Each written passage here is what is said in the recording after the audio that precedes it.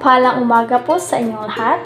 Ako nga pala si Binibining Chisalin Oben, nagmula sa BSED Filipino 3. Ngayon, samahan niyo naman ako sa isang panibagong talakayan na naman hinggil sa register bilang isang variety ng wika.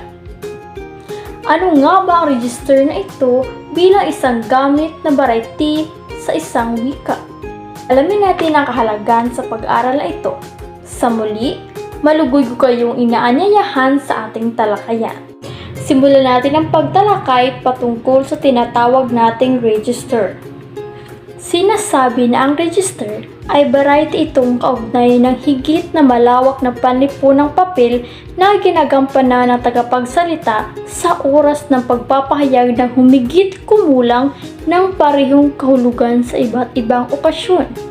Ibig sabihin nito, ang isang salita ay maaaring magkaroon ng iba't ibang kahulugan na nakadepende sa okasyon, disiplina o larangan kinabibilangan ng tagapagsalita.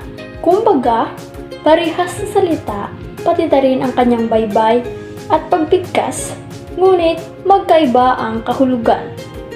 Ayon naman kay Magrasya 1993, ang register ay nagpapakita lamang kung ano ang kanyang ginagawa.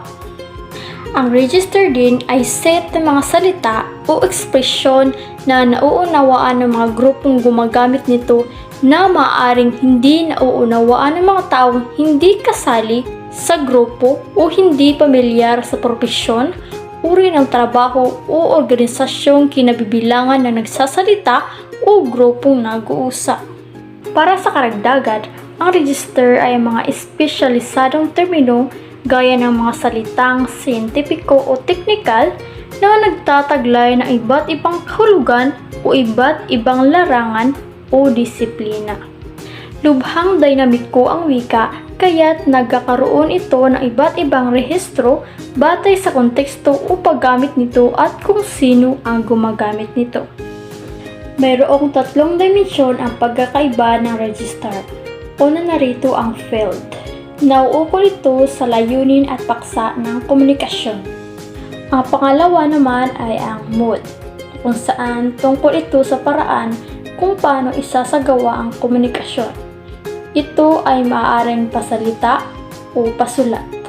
At ang panghuli naman ay ang tenor. Ito ay tumutukoy sa relasyon ng mga kalahok. Upang lubos niyong maunawaan, mayroon akong halimbawa ng register ng mga salita.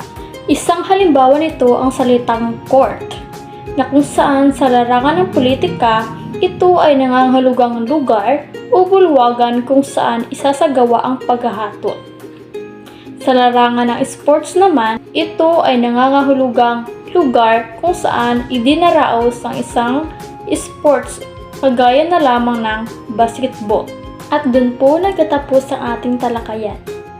Naway marami kayong natutunan. Yun lamang po at maraming salamat!